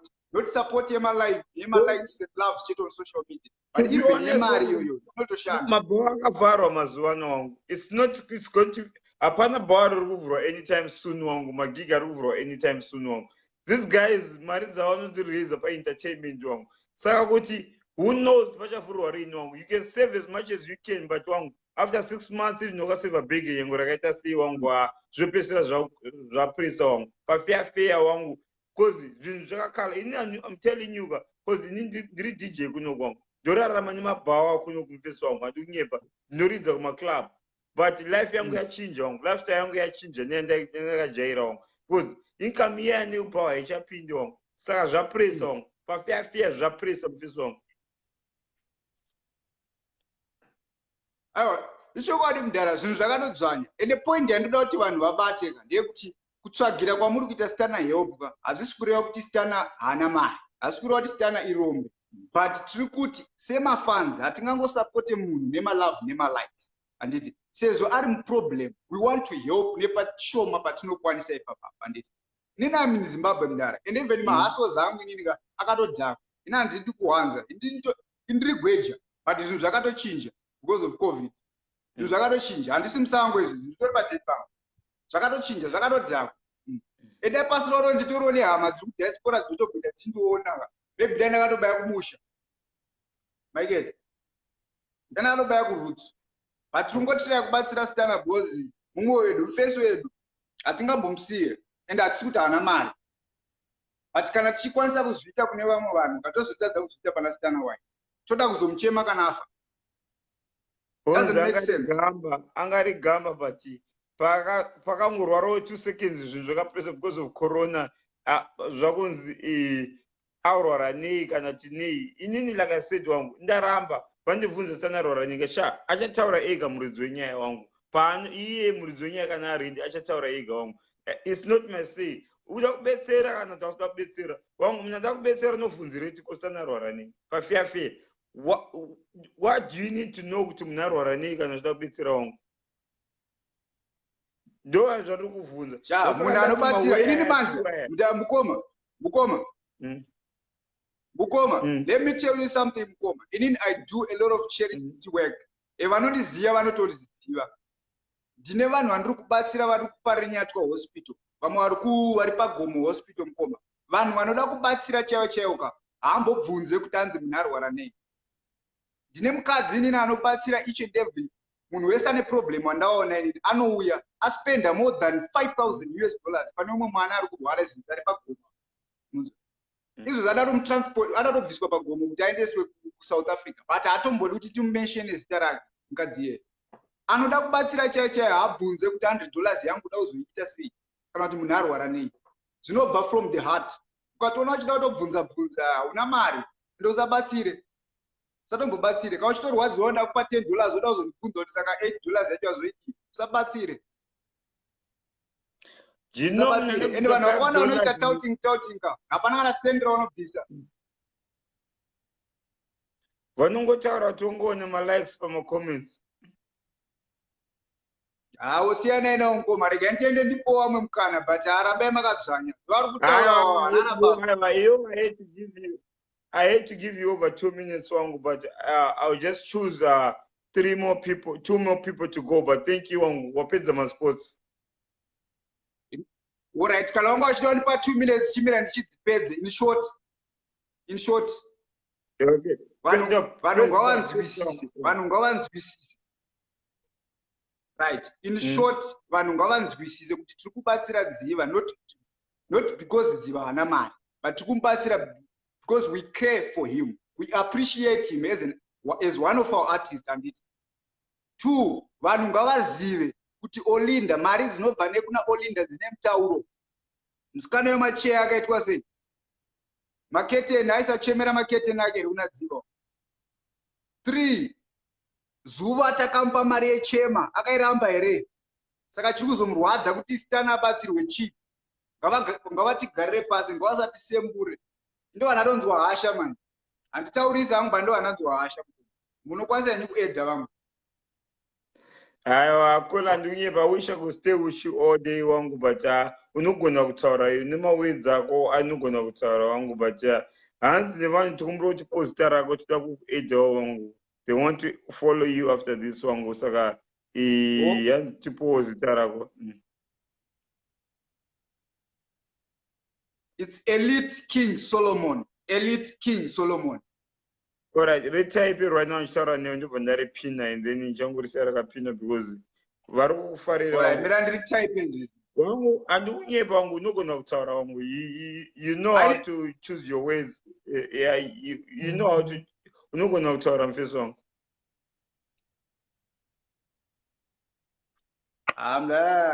Tiri maghetto youth takurira paghetto kasaka hatina kuvharika zvekudaro. Wanyora zita here. Wanyora zita ndibva ndangopina ka. Waronera? Iyo. Ndikuonera kanyora nge. Yeah. Magero angatonyora kudara. Alright wangu, thank you so much wangu. Rikandimboedha vamwe yapi. Ndakunorara mbishani. Iri bomb koma man. Heavy mfana kawan. The guy can talk. Is pana zvataura ingo chakashata. Like I said, I think whoever wants to, who wants to be added, guys, I'm going to take 2 more people. Just type add. Pane team yangu ndamboona ngeri panaba guys. Saka ndokumbira kumboti muti add. That's why me I like to aid like munhu wose ndinoeda munhu wose guys. Saka kana ndikaona aid iri kutevera apa ndobva ndabaya ndakutora 2 more ads. 2 more ads ndobva ndabaya wangu. No, mfesto yakapenga zvake. I don't even know why I'm adding anybody else after him. Mfesto yakapenga guys. Akapenga zvake. Saka I'm taking 2 more ads after him. 2 more ads after him. Tundambozama kuona like 2 more ads after him. I mean, if not, and then ndobva ndabaya zvangu. Tony. Ndomboti musikana mbotaura guys. It's panga pangu chingotaura boys. So I'm waiting for musikana mbotaura because ngariri boys. Okay, I hope musikana timbonzwa musikana because sorry hauna anonzi ino yana age Sarah hauna age and then John ino mface man. I'm looking for musikana guys. I'm looking for musikana tatenda and zwiti musikana na face. Sanganisa zvose guys. Musikana ni baby. So I'm not going to just add him. I'm adding the last person banana. Yeah, I think one more just some face kind of thing. But we are not either. I was hoping with John scanner. But anyway guys, tambo tenderera. Do the scanner instead of boys back to back. And then we ask unonga phone Sagara somewhere again. And then guys that boys. Scanner one. Hello. But you know about the gun. Yeah? You know about the gun or you need to make you. In the back, they start with Auntie. All the out things now coming up about this one. Sorry, I'm so wrong. I'm so wrong. What will you do? All right, I'll give you one more chance. Yeah. Okay, can you hear me now? Yeah. Okay, 90 feet until you're aware to do the security, especially by the time of lockdown. And Mm-hmm. so, no, it just goes to show you, right? Daidziva zvinhu zviro zvaanga achiti achimhanyisa achiti ndikubatsira vanhu ndikukolekera vanhu mari achikumbira vanhu diaspora kuti vadonete mari dai izvizvi zvinhu zvaanga achiita zvichibva mumwoyo make ari munhu ane mwoyo wakanaka, she would not have recorded video yaarekodha iyayi.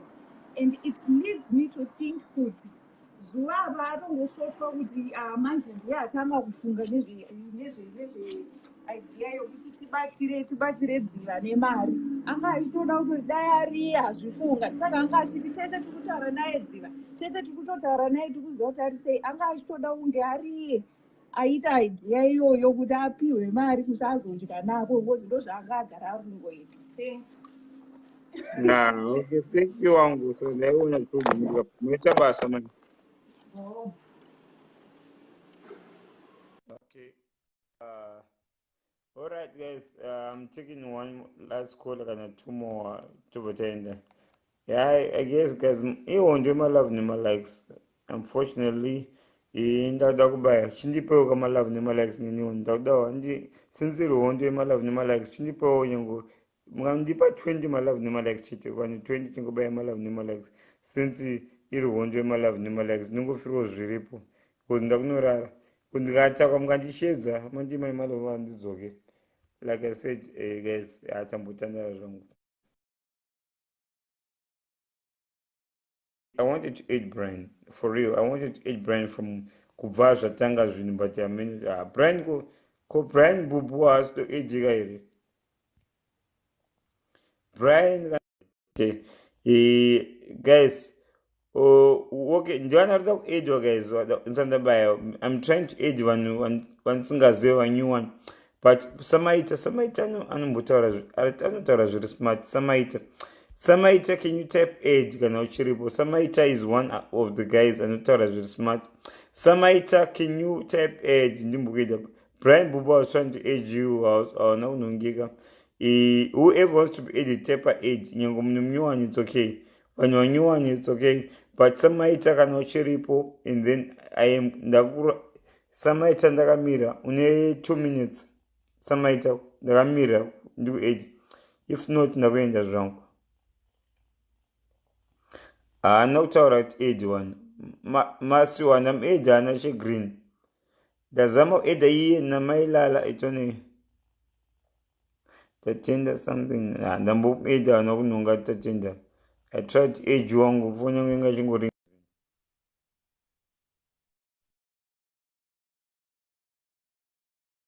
Okay, let's mbona. Ndakunorara zvangu. I'm aging last caller. Kana phone yako ishinetsa okay uya nzimoswa something ndambonza chonzi mumi. But guys, I'm aging ndakunorara zvangu after this zvikaramba. I'm trying Hello. ndekava Mushe uri kundinzwa? yeah ndikukunzwa caller ndoine yeah the last caller for the night. Yeah, ndoda kuturoka Olinda uyu. Inini what I don't understand. Pane zvese zvinoinvolva Stana anenge ari munyaya dzaStana.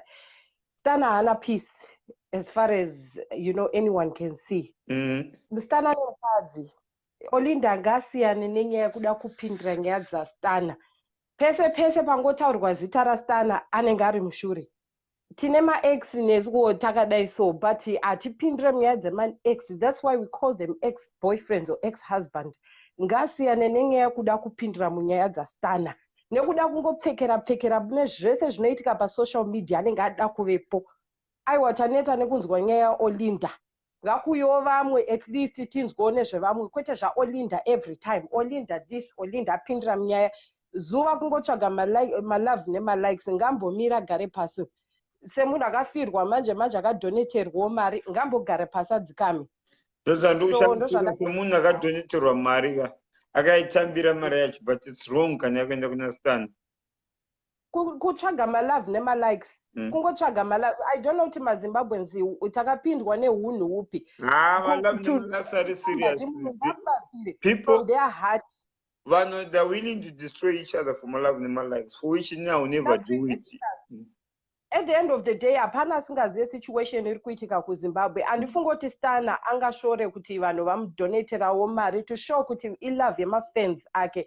So vakadzi ava for the sake yekuda malove nema-likes vada kuuya kupindirira mune zvese zvavanenge vachiita mushure nawo, especially Olinda panyaya yastana. Ngambosiyanana nastana because stana is a married man. Ngaasiyane nastana kana anga achida zvastana dei akarwira marriage yake payakaputsika nigirikini naOlinda. She should have fought for her marriage asiyane nastana because stana murume wemunhu ane mukadzi wake Dion. Ngade angari Dion aitaura kuti aiwa inini handidi kuti stana zita rake riburitswe kuti ari kuda help, kwete Olinda anomira sani. She's an ex nganyarara gari pasi. Ndozvandikutaura kaini kuti vana vari kuclaima kunge vanotaura nastana every day, but what's fun about it, even ndiri palive ndaita masikati ndachitaura nastana kuti amandla ndichida help wangu, ndikati awangu chingondipa ndingodhira nezvandikudhira nazvo iwe tondiwara Mandla una kuita chakaipa. I think you did very well. Waita zvakanaka. Uramba uchiita zvakanaka Mandla. You did it out of your heart. Vakadzi vangotsvaga malove nema-likes nemazita evanhu. Ngavasiyane nevanhu ngavahelpe vakanyarara. Ngavahelpe vakanyarara vari kuseri, kwete kuda kuuya papublic platform kuda kuita kunge as if vane macopyrights kuna stana. It's not fair. Leave stana out of your rubbish, Olinda. No, they are just using him kutongodzoka pamepo vakawanda vacho, but like I said wangu kuti it's not just have to be everything is not just have to be about you. Sometimes ukamiriro nguva yako inosvika wangu, but ndinyandikunyepa indazviita nemwoyo wangu wose, but I guess kuna devil panze apa. Aiwa waita zvakanaka Mandla, ramba uchidaro, ramba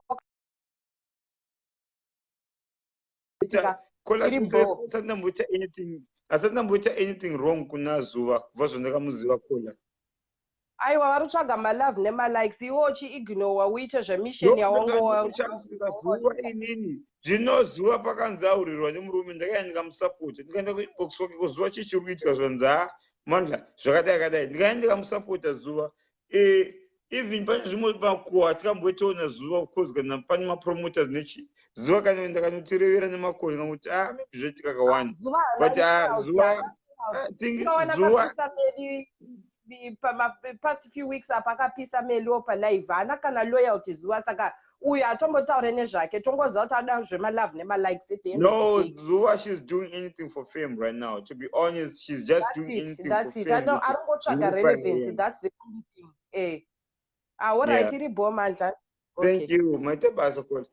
All right, guys. All right. Guys, ndinokudai zvangu. What I'll do is nokudai kwandokuita ndoda kuti muti age ndikangona mazita rake ranyorwa ka5 kandobva ndaede kupedzisira. That's the last person, and so I'll let you guys choose the last person amudata Edwe Mose and kuti ndisati ngenda shara munhu.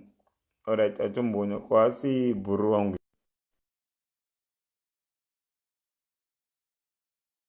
Munhu wani wangatsina kueda ndisati ndaenda ndibva ndangoenda zvangu. Munhu wani chete, munhu wani ndobva ndaenda, kana pasina munhu wacho haiwa. Okay. Brian aramba kuedika guys. Brian aramba kuedika. I tried to age Brian Bobo. Brian aramba kuedika. I tried to age Brian. Brian munhu usari kumuda but ari kuramba Brian. Brian ndazama kumueda guys. I tried to age. So that's why ndakubvunza guys, before I go, ndiani munhu wamuri kuda one iye akati age ndobva ndamueda. Leo ndakuenda zvangu. Zvimwe ndezvimwe zvangu ndazama guys. Aiwa ndodzingwa kushift dza 11 am munhu asina kurara from 4 pm. I'm going to Brian ndazama kueda Brian aramba, and then ndazama kueda Meli haana kunonga phone, so I think I did my part guys. Sismeli ndazama kuvaeda, but I think vachazoita lifetime time. So you guys take it easy, and ini ndazama pandokuzama but Zuva na Olinda maure yandikwanira ri 200 zuva naolinda maure yandikwanira ri 2 uyu anzi Tony nyama chifoni yako kuti nzi okay hello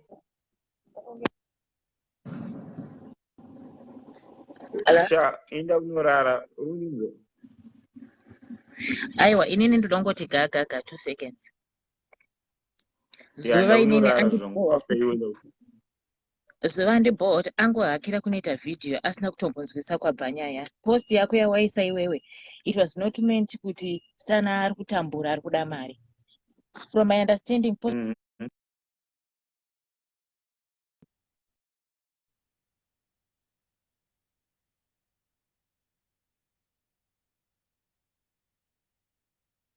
muri kuita muchibreaka kola but muri kutaura mapoints matichikola dzokorodzai kola ndichiti zvakangofanana nekuti munhu wenyu wamunofarira kana mufesi wenyu akanzi arwara vanhu vanoenda kuhospital.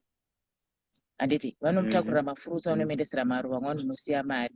Saka chichasiyana pakuti isusu mafenzi aastana ari all over the world since we can't be there kuhospital kungounganidzawo mari tomupa. Hakusi kunzi akumbira munhu ari muchipatara kazhinji akumbire mari. Saka handisi kumboona anything wrong chawaita chekuti zuva abva ano achienda kubata video achitaura zvisina nebasa rese achiti yeye mandla udaro kuita sei. Uyo Olinda ane problem yekuti yes she's good anobatsira hatidi kunyepa but kuda kwake kunzi chese chanzi Stana she has to be involved. It's not a must kuti angopindira nyaya dzese dzese dziri pane kuStana. volume iri kusaidi kwenyu iri loud Oh sorry ndiri okay ndiri kunzwa taurai but zvenyu anyway ndozvandanga changozama kutaura. kushingirira and then alright maita basa Sorry. Alright. alright guys I think that was it aiwa vanhu vamataura good night guys boom ndikatakwa naOlinda nazuva ndakarara musatye ndifonera guys vakandakazama kuedha vakaramba kundiedha ndoenda kutanga yangu live topedzerana handi saka I'm ready for Olinda nazuva wangu for which ndo mabhururuka ekuchina sure munhu angada kungori angada kuti kundisa under the bus for the fame after zuva inini every time ngaenda kuSouth Africa ndino mwana yedu rotochera semabhururu yeah ari fake shame tumafeki tumafriends tokuchina ndinodina zuva kati ndinomwanda yenedoro every time ngaenda kuSouth Africa ndiromwanda yedoro tozvimwira takachila but handisi kuziva kuti munhu ake ane agenda abva ndifungidza mumuroi so zuva sova aiwa the way she's desperate for fame is very dangerous zuva kaisa hapana zvanombomutadzira muupenyu besides kuti ndikaenda ndimona yedoro torachi even ndikaona pane gig iri something guys handikunyepera even ndikaona pane kasomething pane kagigi sha ndobva ndati shamani pauk sha zuva munhu ari bhoo kuzama kutaura chi vanhu kutaurirana uzotadza kuwirirana hamene zvanenge wawirirana zuva inini yadada ndakasaid I'm saving mabomba angu for time but you know what zuva ake muroi for no reason ask chitanamuita chandakamutadzira besides kuti tikaenda kushotose pasina vanhu kupromota hana ndipo senti saka ndobhadharo ndaimupawo stent pachipi maybe ndiyo yandiri kufira iyoyo but kana iyo yandiri kufira ngaataure zvake ndichakumbirawo madonations tokungopedzerana naye like I said guys ini handa kutomona Stana zvangu ndangoya zvangu ndichingutaura but I'm joking zvangu papa kumbira madonations about nyaya zive kumupa kana pane problem yanayo yaya yekuti takaenda kushow pasina chinhu hapana munhu akapiwa begi trust me I will try zvangu by all means kuti ndiwane tingopedzerana because I remember